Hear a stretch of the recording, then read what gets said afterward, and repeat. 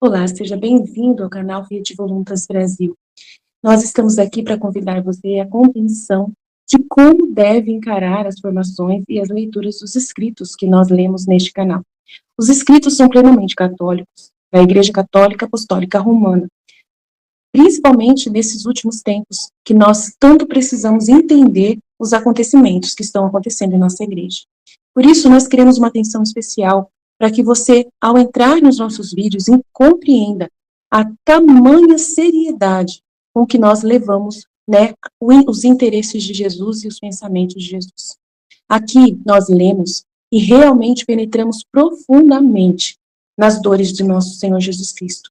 Nós temos verdadeiramente uma intimidade com Ele e estamos buscando ajudar as pessoas que querem essa santidade de viver na vontade divina, ensinada por Deus, por Jesus Cristo, a serva de Deus, Luísa Picarreta, que foi acompanhada com muitos padres da Igreja Católica. E ela recebeu uma santidade, um dom para esses tempos muito importante, que é o de viver na vontade divina, que é totalmente diferente do que a igreja conheceu nesses 2000 anos. Não é seguir doutrina cegamente, regras cegamente, mas sim conhecer plenamente o coração de Jesus e obedecer os interesses de Deus para o aqui e agora, numa intimidade concreta, né, vivendo uma santidade que nunca existiu, só existiu na vida de Maria e de Jesus e da Luísa. Por isso nós estamos aqui ajudando as pessoas com vídeos longos, claro, explicando até mesmo as nossas vidas na divina vontade na prática, trazendo o conhecimento aplicado na nossa vida. Por isso nós narramos acontecimentos, parábolas, circunstâncias, para que a pessoa tenha facilidade de penetrar e interessar da forma correta pelos escritos. Uma pessoa que está na vontade humana, que é a grande chave, né, dessa santidade, é a pessoa renunciar à sua forma de pensar humano, sem Deus, né, para si mesmo, visando somente o seu próprio, né, bem pessoal. A pessoa que visa somente a sua própria salvação, a pessoa que visa somente a salvação da sua família, de poucas pessoas, ou somente dos católicos, essa pessoa está com o pensamento travado para o livro do céu, não consegue entender os escritos de Jesus. E aí, quando vai ler, ela vê uma coisa superficial e não sai da santidade humana, que é uma santidade só pessoal. Ela precisa ir para a santidade divina, que é com o pensamento em Deus. E nós queremos ajudar você a chegar lá, né, subir mais alto e conseguir ver as coisas com os olhos de Deus. Para isso, demora bastante o processo de purificação da sua mente. E nós estamos aqui para você, para te servir, para te trazer essa graça. Se você quiser contar conosco, é isso aí. Deus abençoe. Um bom vídeo para você. Livro do Céu, volume 4, trecho 158, 5 de dezembro de 1902. Vê uma mulher que chora, o estado dos povos. Ela lhe pede que não saia de seu estado de vítima. Encontrando-me no meu habitual estado, o bendito Jesus me comunicou suas penas. E estando sofrendo, via uma mulher que chorava copiosamente e dizia: os reis se alinharam e os povos perecem. E estes, não vendo-se ajudados, protegidos, mas despojados, se perderão. E os reis sem os povos não podem subsistir.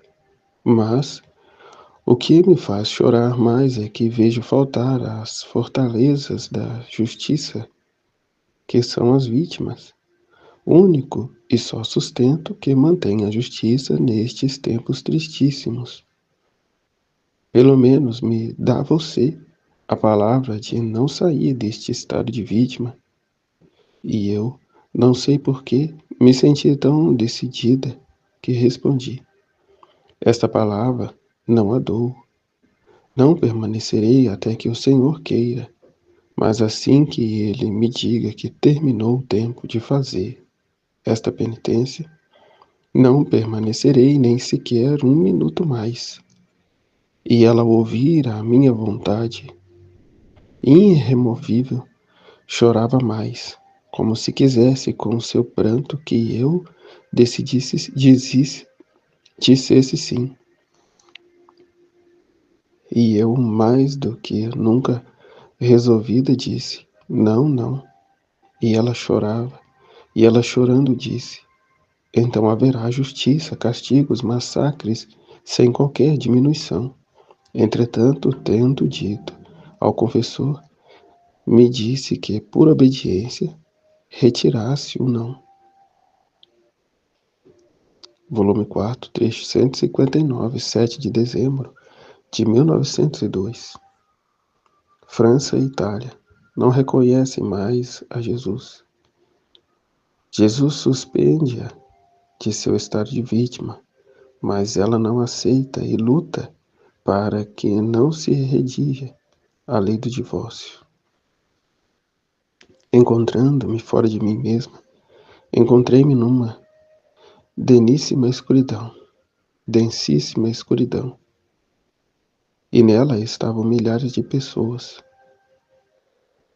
Essa escuridão as tornava cegas, tanto que elas mesmas não entendiam o que faziam. Parecia que fazia parte da Itália e fazia parte da França. Oh, quantos erros se percebiam em França, piores que os da Itália. Parecia que tinham perdido a razão humana, primeiro dote do homem, e que a distinguia das bestas, e tinham se tornado piores que estas mesmas. Perto desta escuridão se via uma luz. Me aproximei e encontrei meu amado Jesus. Mas tão aflito e indignado contra aquela gente, que eu temia e tremia. Disse: Senhor, acalma-te e faz-me sofrer a mim, derramando sobre mim a tua indignação. E ele me disse: como posso aplacar-me, se me querem desviar deles, como se não fossem obra criada por mim? Não vê como a França me retirou de si, considerando-se honrada de não me reconhecer mais?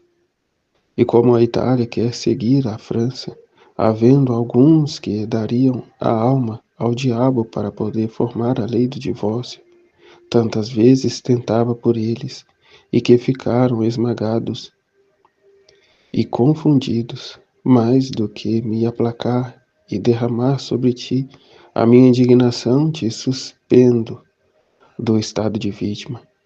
Porque quando a minha justiça tem provado várias vezes, usando todo o seu poder para não dar aquele castigo querido pelo mesmo homem, e com tudo isto o quer, é necessário que a justiça suspenda quem a detém e faça cair o castigo.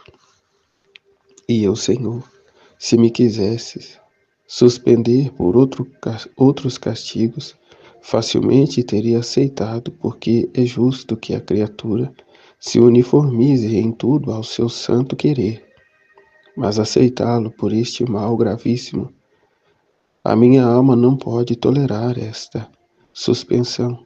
Em vez disso, dá-me o teu poder e deixa-me estar no meio daqueles que querem isto. Enquanto dizia, encontrei-me com eles. Pareciam revestidos por forças diabólicas, especialmente um que parecia furioso, como se quisesse perturbar tudo. Eu disse e disse novamente, e eu mal conseguia jogar alguma luz de razão, fazendo-os saber o erro que eles estavam cometendo. E depois disso eu me encontrei em mim mesma com muito poucos sofrimentos. Volume 4, trecho 160, 8 de dezembro de 1902. O confessor usa o poder da igreja para ter crucificado Jesus em Luísa, crucificando-a novamente para impedir a lei do divórcio. Esta manhã, meu adorável Jesus veio e me disse: minha filha, hoje quero te manter suspensa, sem te fazer sofrer. E eu comecei a temer e a lamentar-me com ele. E acrescentou: não temas, eu estarei contigo, mas sim quando tu ocupas o estado de vítima, estás exposta à justiça. E além dos outros sofrimentos, muitas vezes te toca sofrer minha mesma privação, e a escuridão, em suma, tudo o que merece o homem por suas culpas. Mas, suspendendo-te o ofício de vítima, tudo será misericórdia e amor que mostrarei a ti. Eu me sentia libertada, se bem via meu amado Jesus e compreendia muito bem que não era sua vinda o que tornava necessária a vinda do sacerdote para me fazer recuperar, senão antes os sofrimentos que Jesus me dava. Então, não sei dizer por que minha alma sentia uma pena, mas minha natureza sentia uma grande satisfação e dizia: pelo menos pouparei ao confessor o sacrifício de vir. Mas enquanto isso pensava, vi junto com nosso Senhor um sacerdote vestido de branco. Me parecia que fosse o Papa, e junto ao confessor. E eles lhe rogavam que me fizesse sofrer para impedir que redigissem esta lei do divórcio. Mas Jesus não lhes fazia caso. Então o confessor, não fazendo caso de que não o ouvia, com ímpeto extraordinário, que parecia que não fora ele, tomou Jesus Cristo nos braços e à força o colocou dentro de mim, dizendo: estarás crucificado nela, crucificando-a, mas esta lei não a queremos. E Jesus ficou como que atado dentro de mim, crucificado por aquela imposição, sentindo eu acerbadamente as dores da cruz, e disse: Filha, é a igreja que o quer, e seu poder, unido à força da oração, me ata. Volume 4, trecho 161, 9 de dezembro de 1902. Luísa se encontra junto com Jesus Cristo como pregada com ele. Falam sobre o divórcio. Encontrando-me em meu habitual estado, encontrei-me fora de mim mesma junto com Jesus Cristo, como pregada com ele. E como eu sofria, permaneci em silêncio. Enquanto isto, vi o confessor junto com o anjo da guarda, que lhe dizia: esta pobrezinha está sofrendo muito, tanto que a impede de falar. Lhe dê um pouco de trégua, porque quando dois amantes desafogam entre eles o que têm em seu interior, terminam concedendo-se mutuamente o que querem.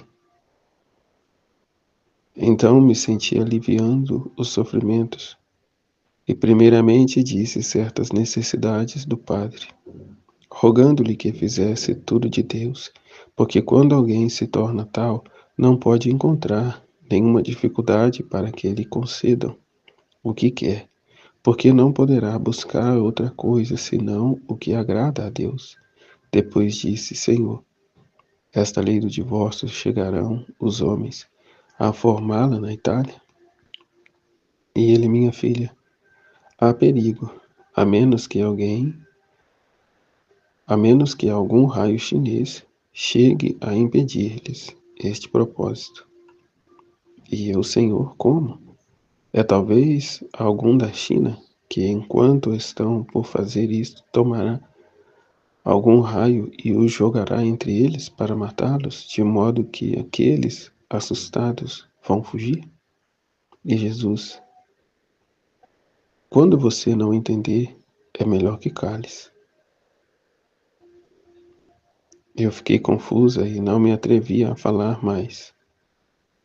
E se ter compreendido o significado, mas o anjo da guarda estava dizendo ao confessor que alguém da intenção da cruz unir a de fazê-lo derramar, que se isso conseguisse, venceria o ponto e não poderão fazê-lo. Volume 4, trecho 162, 15 de dezembro de 1902. Ela é pregada com Jesus? O homem está para ser esmagado pelo peso da justiça divina. Continuando meu estado habitual, encontrei-me fora de mim mesmo e encontrei o meu adorável Jesus atirado por terra, crucificado, que todos espezinhavam. E eu, para impedir que isto fizesse, estendi-me sobre ele, para receber sobre mim o que faziam a Nosso Senhor. E enquanto eu estava naquela posição, disse: Senhor, o que te custa que esses mesmos pregos que te trespassam, me trespassem ao mesmo tempo? Enquanto eu estava nisto, eu encontrei-me pregado com aqueles mesmos pregos que tinham pregado ao bendito Jesus. Ele abaixo e eu acima. E nesta posição nos encontramos no meio daqueles homens que querem o divórcio. E Jesus lhes mandava tantos raios de luz, produzidos pelos sofrimentos que Jesus e eu sofríamos, e eles ficavam impressionados e confundidos. E compreendia que se o Senhor quiser fazer-me sofrer, quando eles vierem para fazer isto, fracassarão e não concluirão nada. Depois disso desapareceu, ficando eu sozinha a sofrer. Depois voltou de novo, mas não crucificado, e se lançou em meus braços, mas se tornou tão pesado que meus pobres braços não resistiam e estavam a ponto de deixá-lo cair à terra. Então, vendo que por mais que fizesse e me esforçasse, não podia sustentar esse peso, era tanta a pena que sentia que chorava abundantemente. E ele, vendo o perigo de cair e meu pranto, chorava junto comigo. Que cena mais dilacerante! Então, fazendo-me violência, o beijei no rosto e, me beijando ele também, lhe disse: Vida e força minha, por mim sou débil e nada posso, mas contigo tudo posso. Por isso, fortalece minha debilidade, infundindo-me tua mesma força, e assim poderei sustentar o peso de sua pessoa, único meio para podermos reciprocamente evitar este desgosto. Eu de te fazer cair e você de sofrer a queda. Ao ouvir isso, Jesus disse-me: Minha filha, não compreendes tu o significado do meu pesar? Deves saber que é o peso enorme da justiça que nem eu posso suportá-lo mais, nem tu poderás contê-lo. E o homem está por ser esmagado pelo peso da justiça divina. Eu, ouvindo isso, chorava, e ele, para me distrair como antes de vir, tinha um forte temor de que não devesse obedecer sobre certas coisas, acrescentou. E tu, minha amada, por que temes tanto que não te fizesse obedecer? Não sabe que, quando atraio alguém, identifico a alma comigo, comunicando-lhe meus segredos, a primeira tecla que ponho, a que soa mais bela e que comunica o som a todas as outras teclas, é a tecla da obediência, tanto que se as outras teclas não estão em comunicação com a primeira tecla, soarão de um modo discordante, que jamais poderá ser agradável a meu ouvido. Por isso não temas. E além disso, não tu, mas eu obedecerei em ti, e sendo uma obediência que me compete fazer a mim, deixa-me agir a mim, sem te preocupares, porque só eu sei o que convém e o modo para fazer-me conhecer. Dito isso, desapareceu e eu encontrei-me em mim mesma. Seja sempre bendito o Senhor. Volume 4, trecho 163, 17 de dezembro de 1902. Para poder ser vítima, é necessária união permanente com Jesus. Esta manhã, ao vir meu adorável Jesus, estava lhe rogando que se acalmasse, dizendo-lhe: Senhor, se eu não puder suportar sozinho o peso de tua justiça, há tantas almas boas que, difundindo um pouco em cada uma, será mais fácil sustentar o peso. e assim as nações poderão ser perdoadas. E ele: E tu, minha filha, não sabes que para que minha justiça possa descarregar sobre alguma alma o peso do castigo de outros, deve-se encontrar em posse da minha união permanente, de modo que tudo que obra, sofre, intercede e obtém, vem-lhe dado por virtude de minha união estabelecida nela, não fazendo outra coisa a alma que, por sua vontade, e unificá-la com a minha, nem minha justiça poderá fazê-lo, se antes não lhe dá as graças necessárias para poder pôr a alma a sofrer por causa dos demais. E eu, como sua união é permanente em mim, eu pareço tão ruim? E ele, interrompendo meu discurso, acrescentou: Tola, o que você diz? Não me ouve continuamente em você? Não recebe os movimentos sensíveis que faço em seu interior? A oração contínua que em teu interior se eleva, não podendo tu fazer de outra maneira? Acaso és tu ou eu que habito em ti? No máximo você nunca me vê, e isso não diz que minha união não é permanente em você. Eu fiquei confusa e não sabia o que responder.